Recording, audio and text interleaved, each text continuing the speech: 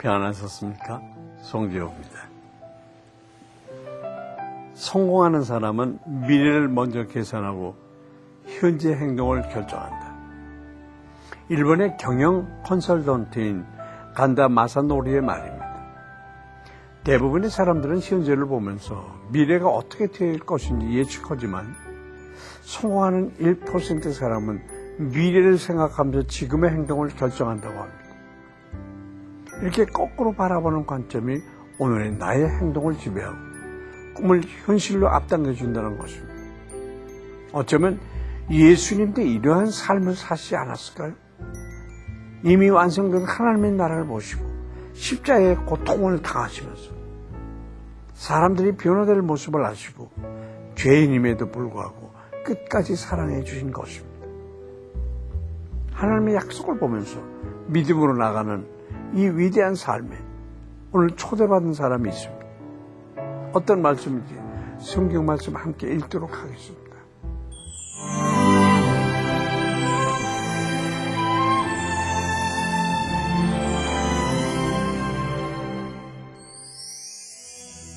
오늘 보실 말씀은 마가복음 1장 14절부터 20절까지입니다. 요한이 잡힌 후 예수께서 갈릴리에 오셔서 하나님의 복음을 전파하여 이르시되 때가 찼고 하나님의 나라가 가까이 왔으니 회개하고 복음을 믿으라 하시더라. 갈릴리 해변으로 지나가시다가 시몬과 그 형제 안드레가 바다에 그물 던지는 것을 보시니 그들은 어부라. 예수께서 이르시되 나를 따라오라. 내가 너희로 사람을 낚는 어부가 되게 하리라 하시니 곧 그물을 버려두고 따르니라. 조금 더 가시다가 세베대의 아들 야고보와 그 형제 요한을 보시니 그들도 배에 있어 그물을 깁는데 곧 부르시니 그 아버지 세베대를 품꾼들과 함께 배에 버려두고 예수를 따라가니라. 공생애를 시작하신 예수께서 처음으로 하신 일은 바로 제자들을 모으는 것이었습니다. 예수님은 세례 요한이 잡힌 후 갈릴리에 오셔서 복음 사역을 본격화하셨습니다. 갈릴리는 메시아께서 사역하실 곳으로 이미 성경에 예언된 땅입니다. 이사야서 9장에서도 이와 같이 얘기하고 있습니다.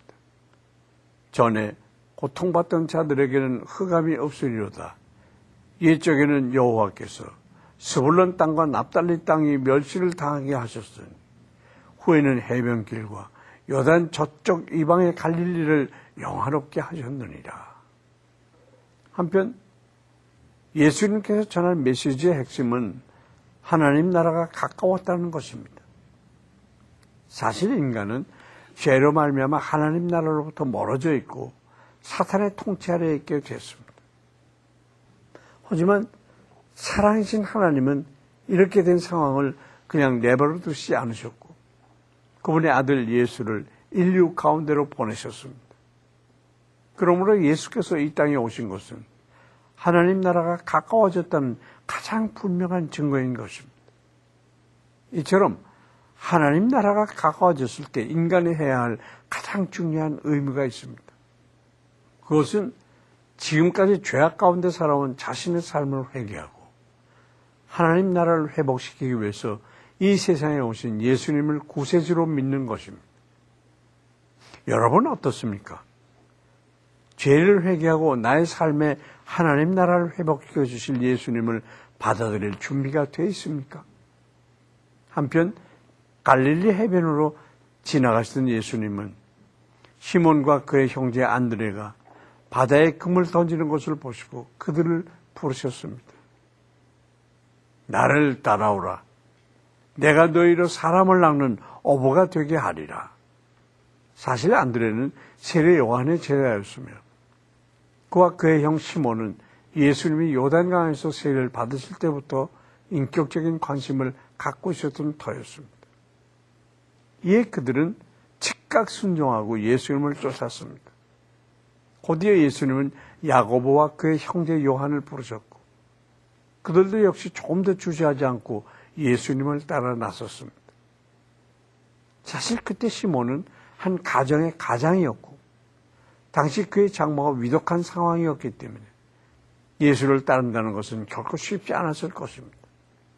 야고보와 요한 역시 아버지 세베대가 손주였기 때문에 이 부르심에 응답하기 위해서 장차 유산이 될 배와 인부를 포기해야 하는 결단이 있어야 했습니다. 하지만 그들은 이 모든 어려움에도 불구하고 사람을 낚는 영광스러운 어부의 삶을 선택했습니다.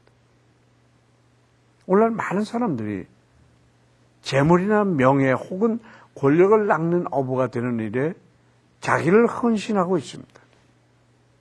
그러니까 예수의 처음 제자들처럼 영혼의 가치를 알고 한 영혼을 얻기 위해서 자신을 헌신하는 사람은 너무나 드뭅니다. 여러분의 삶은 어떻습니까? 제자들처럼 믿지 않는 영혼을 위해 나의 시간과 물질, 삶을 헌신할 각오가 되어 있습니까? 스스로 자문해 보시길 부탁드립니다.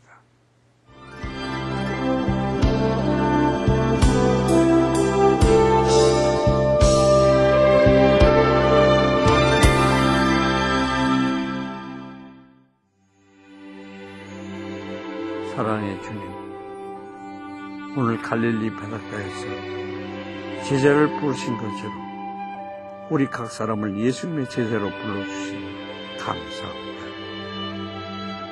오늘 우리는 무엇을 위해 힘을 내고 있습니까?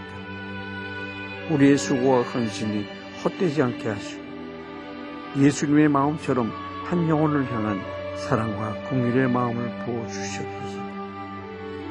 새해에는 주의 일에 더욱 헌신하게 하시고 전도의 열매를 맺는 풍성한 삶이 되게 해 주시옵소서. 예수 그리스도의 이름으로 기도합니다.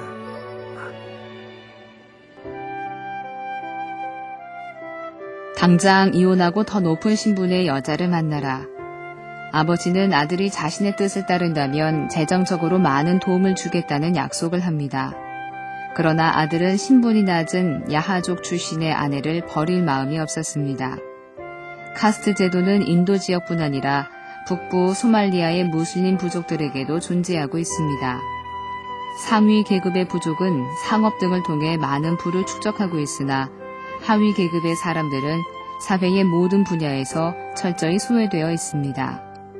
그들은 적대 관계의 부족들과 폭력 분쟁에 휘말려 여자와 어린이 등 모두가 큰 고통을 겪고 있습니다.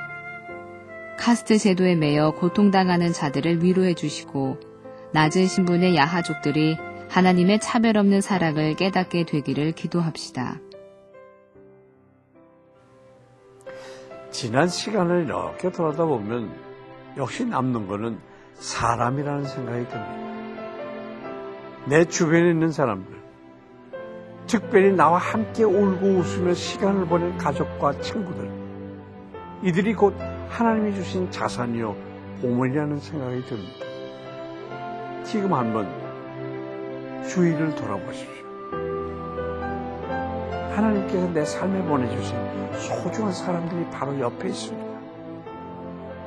그들과 함께 주님의 은혜와 사랑을 나눌 때 우리는 더욱 큰 보물을 그들 안에서 발견하게 될 것입니다. 모든 만남 가운데 심겨진 기쁨과 행복을 마음껏 누리시길 바랍니다. 송재열 퀴즈동행 오늘 여기까지입니다. 감사합니다.